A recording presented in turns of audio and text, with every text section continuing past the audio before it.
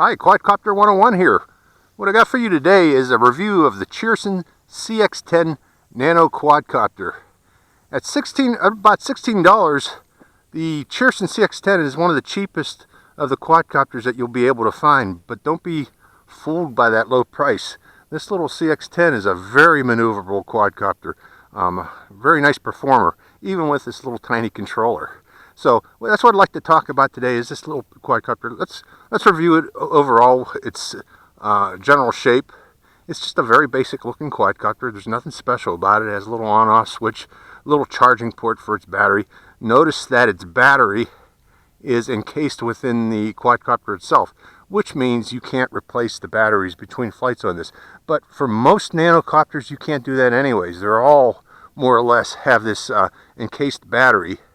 The only reason I can think of that they do this is that they want to give the motors a chance to cool down, these very tiny motors on these nano quadcopters. So in effect, all you can do is one flight, then you have to recharge the quadcopter again before your next flight. And again, I think they want to give time for these motors to cool down.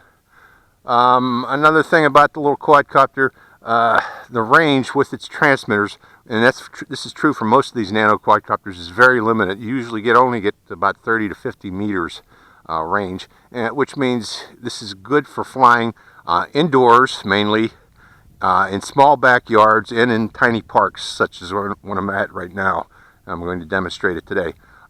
This does have some ability to fly in the wind because you can select higher rate modes. So it is a potentially good outdoor flyer. There are some nano quadcopters that you just don't want to take outdoors. So this one you can. So let's go over a review of the controller now. The controller is very basic, tiny. The idea being, I believe, that they wanted you to be able to put both of these in your coat pocket and go down to your local park to fly. But on the controller itself, you notice that there's no trigger buttons that you normally see on these controllers. The way that they do this is that the trigger buttons have been actually incorporated into the control sticks themselves, with the intent being this left control stick. When you press it one time, you can go from low rate to medium rate to high rate mode, which increases the speed of the quadcopter itself. And the right control stick, when you press it, selects the ability to do flips on the quadcopter. You press it once, you'll hear a beep, and then you can tell the quadcopter which direction you want to flip. You also have a trim button for the right control stick pitch, and a trim button for roll. There is no trim button for yaw or throttle on this quadcopter.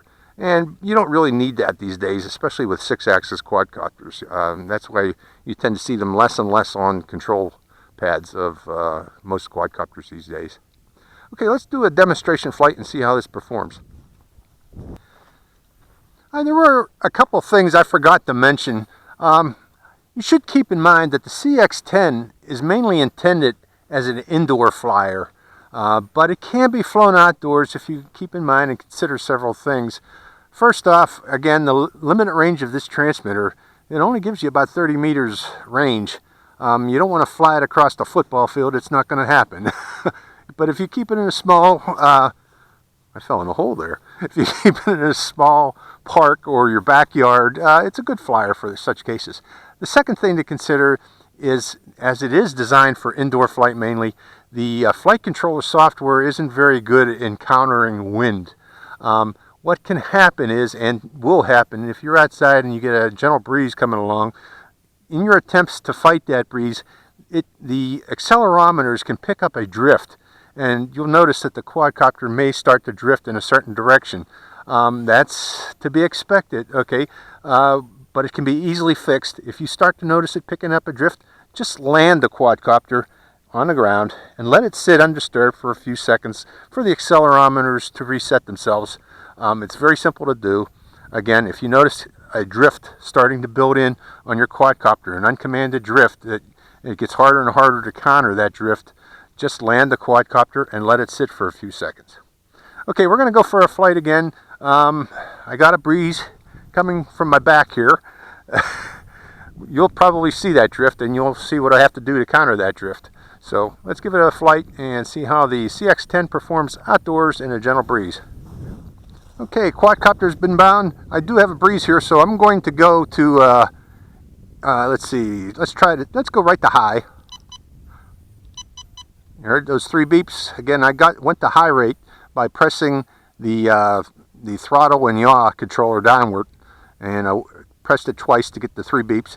It's now in high rate mode, and I'm going to hand toss it. And now I wanted to show you one thing. This little CX10 can do funnels very well. And also by doing these funnels, that kind of counters the accelerometers getting weird inputs. You know, that drift. So if you do funnels every once in a while, that can actually counter the drift. But it does excellent funnels. And it's a very maneuverable little quadcopter, as you can see here. Great for great indoor flyer, but also outdoor, if you keep in mind that its accelerometers may pick up a drift if there's a wind. And the way to counter that is to either do funnels, and it's not hard to do funnels. Forward pitch, full left turn, rudder, or forward pitch, full right rudder, and you're doing funnels.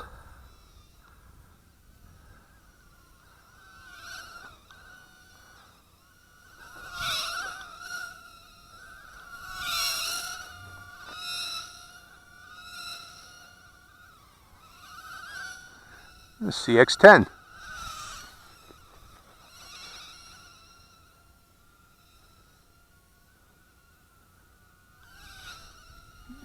Now notice I haven't had to counter that drift yet.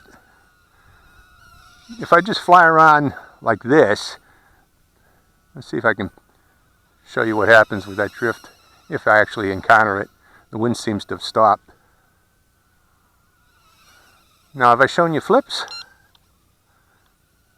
This does flips very well. The CX10. You press down the right stick and tell it which direction to flip by pushing right or back.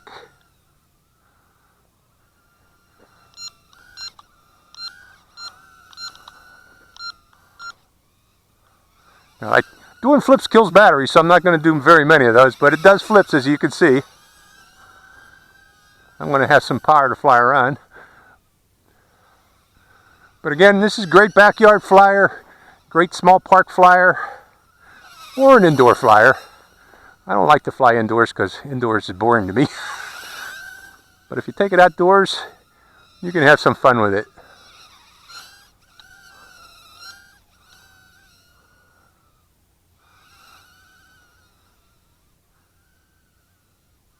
And again, keep in mind, your range in this is not very large, so keep it close.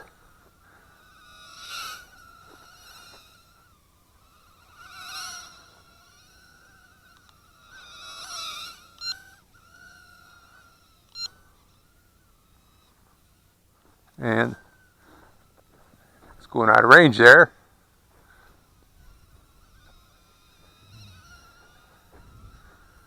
So that's the CX10. Cheerson CX10, great indoor flyer, but also, as many people have shown videos, but it's also a great outdoor flyer too. So, hope you enjoyed this review. Quadcopter 101, signing out.